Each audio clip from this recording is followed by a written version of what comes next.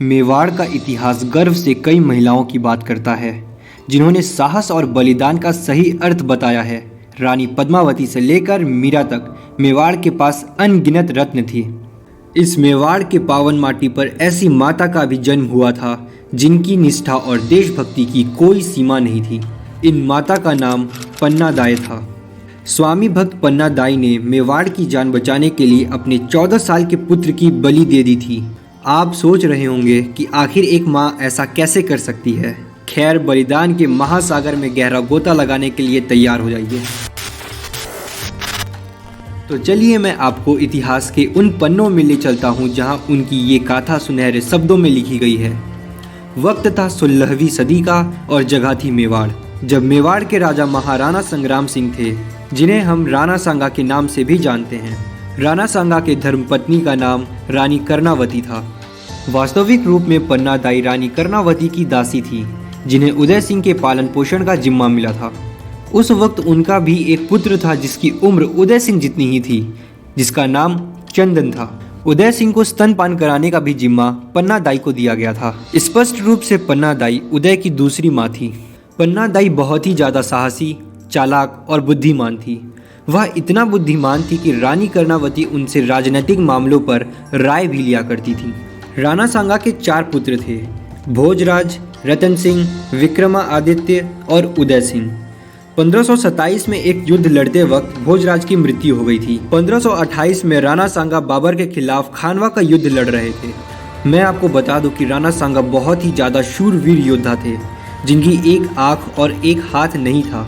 उनके शरीर पर 80 घाव होने के बावजूद उन्होंने 17 से ज़्यादा युद्ध अपनी ज़िंदगी में जीता था। बचपन में अपने बड़े भाई पृथ्वीराज से लड़ाई के वक्त उन्होंने अपना एक आंख खो दिया था। मैं आपको बता दूं कि खानवा का युद्ध कभी बाबर जीतने नहीं वाला था, लेकिन कहते हैं ना, घर के भेदी लंका ढाहे, और ऐसा ही हुआ कुछ यहाँ पर, जब राणा सांगा के खुद के एक सैनिक ने उन्हें जहर दे दिया, जिससे उनकी मृत्यु 30 जनवरी 1528 में हो गई।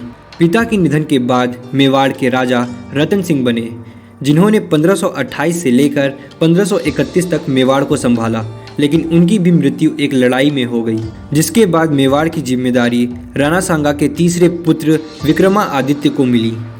लेकिन कहते हैं जिम्मेदारी लेना और जिम्मेदारी निभाना 2 अलग अलग काम है। विक्रमादित्य को जिम्मेदारी तो मिल गई, लेकिन वह उसे निभा नहीं पाए। विक्रमादित्य एक निर्लज, अहंकारी, निर्दयी और नीच स्वभाव के राजा थे। उनके इस व्यवहार से उनकी सहायता करने वाले सरदार उनका साथ छोड़कर चले गए थे। 1535 में गुजरात के बहादुर शाह ने मेवाड़ पर आक्रमण कर दिया। मेवाड़ खतरे में था, लेकिन कोई भी सरदार विक्रमादित्य का साथ नहीं दे रहा था।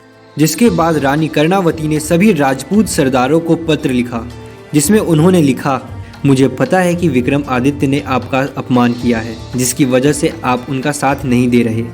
विक्रमादित्य की ओर से मैं आपसे क्षमा मांगती हूँ, लेकिन मैं चाहती हूँ कि आप सब विक्रमादित्य की तरफ से नहीं, बल्कि मेरी ओर से लड़े। यह वक्त आपस में लड़ने का नहीं है, हमें साथ मिलकर दुश्मनों को हराना होगा। यह वक्त साथ मिलकर सिसोदिया वंशज और मेवाड़ की जान बचाने का है। इस पत्र को सुनने के बाद सभी सरदार लड़ाई के लिए मान गए। इस लड़ाई से उदय सिंह को बचाने के लिए सरदारों की सलाह पर रानी कर्णावती ने उदय सिंह को पन्ना दाई के साथ बूंदी की ओर भेज दिया। विक्रमादित्य भी बूंदी चले गए। लड़ाई में राजपूत कमजोर पड़ रहे थे, जिसे देखते हुए रानी कर्णावती ने दिल्ली के हुमायूं को राखी भेजते हुए उनसे सहायता मांगी, लेकिन उन्हें सही समय पर सहायता नहीं मिली, क्योंकि हुमायूं का यह सोचना था कि राजपूत की सहायता करना गलत होगा। सबको पता था कि अब मेवाड़ हार की कगार पर है। जिसके बाद 8 मार्च 1535 में रानी कर्णावती के साथ 13,000 छतरानियों ने जौहर कर लिया। सभी राजपूतों ने भगवा रंग धारण करके अंतिम सांस तक लड़ने का प्रण लिया। जिसके बाद राजपूतों की छोटी सेना भी बहादुर शाह पर भारी पड़ने लगी, लेकिन फिर भी लड़ाई का अंतिम परिणाम यह निकला कि मेवाड़ हार गया। जिसके बाद हुमायूं ने अपने साम्राज्य को बढ़ाने के लिए गुजरात पर आक्रमण कर दिया। बहादुर शाह को अपने साम्राज्य बचाने के लिए मेवाड़ छोड़कर वापस गुजरात लौटना पड़ा। इसी बीच राजपूतों को मेवाड़ में अपना नया साम्राज्य स्थापित करने का वक्त मिल गया। उदय सिंह, पन्ना दाई और विक्रमादित्य को बूंदी से वापस बुला लिया गया। इतना सब कुछ हो जाने के बाद भी विक्रमादित्य पहले की तरह थे। 1536 में विक्रमादित्य ने सभी सीमाएं पार कर दी। उन्होंने एक बुजुर्ग और सम्मानित सरदार को अपमान किया था, जिसके बाद विक्रमादित्य को सबक के रूप में दंडित किया गया और उन्हें कारागृह में डाल दिया गया और मेवाड़ का नया राजा उदय सिंह को घोषित किया गया। लेकिन मेवाड़ की जिम्मेदारी लेने के लिए और राजनीतिक मामलों को समझने के लिए उदय सिंह बहुत छोटे थे। इसलिए मंत्रियों ने बानवीर को उदय सिंह की रक्षा करने के साथ साथ अन्य मामलों की देखभाल करने के लिए आमंत्रित किया। बानवीर उदय सिंह के चाचा पृथ्वीराज का अवैध पुत्र था।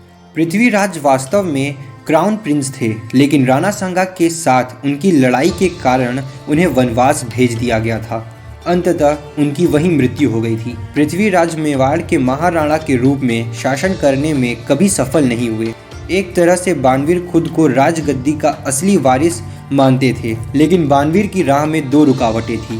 पहला विक्रमादित्य और दूसरा उदय सिंह। विक्रमादित्य की गिरफ्तारी का फायदा उठाकर बानवीर ने विक्रमादित्य की हत्या कर दी। अब बानवीर अपनी महत्वाकांक्षा के लिए एकमात्र शेष बाधा 14 वर्षीय उदय सिंह को मारने के लिए किले की ओर बढ़ना शुरू किया। उदय सिंह और चंदन गहरी नींद में सो रहे थे। पन्नादाई ने अपने वफादार नौकर को आदेश दिया कि वह उदय सिंह को फूलों से भरे हुए टोकरी में ले जाए और उसे नदी के किनारे बानवीर की पहुंच से दूर रखें। उसने कहा वह वहां पर बाद में उनके साथ आएगी, और नौकर के चले जाने के बाद उसने अपनी सारी हिम्मत जुटाई और जीने का एकमात्र कारण चंदन को अपने बिस्तर से उठा लिया और उसे एक कंबल से ढककर राजकुमार के बिस्तर पर रख दिया। पन्ना जानती थी कि उनके इस निर्णय का क्या परिणाम होने वाला है, लेकिन वह यह भी जानती थी कि यह आवश्यक है। उदय सिंह की जान लेने के लिए खून की प्यासी तलवार चल रही थी। खैर, बानवीर को पता नहीं था कि उसकी तलवार किसी और की जान लेने वाली थी। कुछ ही देर में बानवीर कमरे में दाखिल हुआ और पन्ना से पूछा, कहाँ है उदय सिंह? पन्ना ने पलंग की ओर इशारा किया। देखते ही देखते एक डरावना मंजर बन गया। पन्ना ने देखा कि कैसे बानवीर ने बेरहमी से उसके पुत्र चंदन को मार डाला। वह अपने पुत्र से बहुत प्रेम करती थी। उन्हें अपने बेटे की मृत्यु पर बहुत ही ज्यादा रोना आ रहा था, लेकिन पन्नादाई समझदार थी। वह जानती थी कि अगर वह ऐसा करेगी तो बानवीर को शक हो जाएगा, और वह यह नहीं चाहती थी। इसलिए उसने अपने चेहरे पर कोई भी प्रतिक्रिया नहीं दी।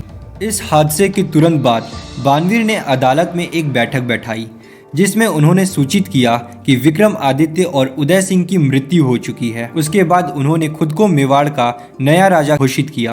जब बानवीर अपनी जीत का जश्न मना रहा था, तब पन्नादाई अपने बेटे की मृत्यु पर मना रही थी। पन्नादाई ने फिर एक बैग में आवश्यक सामान पैक किया और नदी की ओर चल पड़ी। फिर उसने उदय को एक अलग जगह पर लाने का फैसला किया, जहां पर उदय सुरक्षित रहे और उसे कोई भी ना जान पाए। वफादार सेवकों ने मेवाड़ के भविष्य की शपथ ली और उस दुखद रात के बारे में एक भी शब्द नहीं बताया। कई हफ्तों के बाद पन्ना सरदारों की मदद की तलाश में कुंभलगढ़ पहुंची। महेश्वरी जाति के सामान्य राजा आशादेवपुर शाह ने उन्हें छत्र प्रदान किया।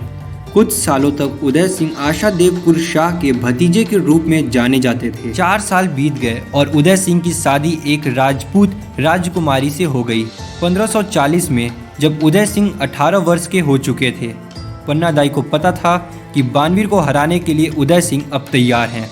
जिसके बाद पन्नादाई ने उस खूनी रात की पूरी सच्चाई बताई। सच्चाई जानने के बाद राजपूत सरदार बानवीर के खिलाफ विद्रोह में उदय सिंह के साथ शामिल हो गए। उसने मेवाड़ और मारवाड़ी सेना की मदद से अपने सिंहासन को पुनः प्राप्त करने के लिए चित्तौड़ पर चढ़ाई कर दी।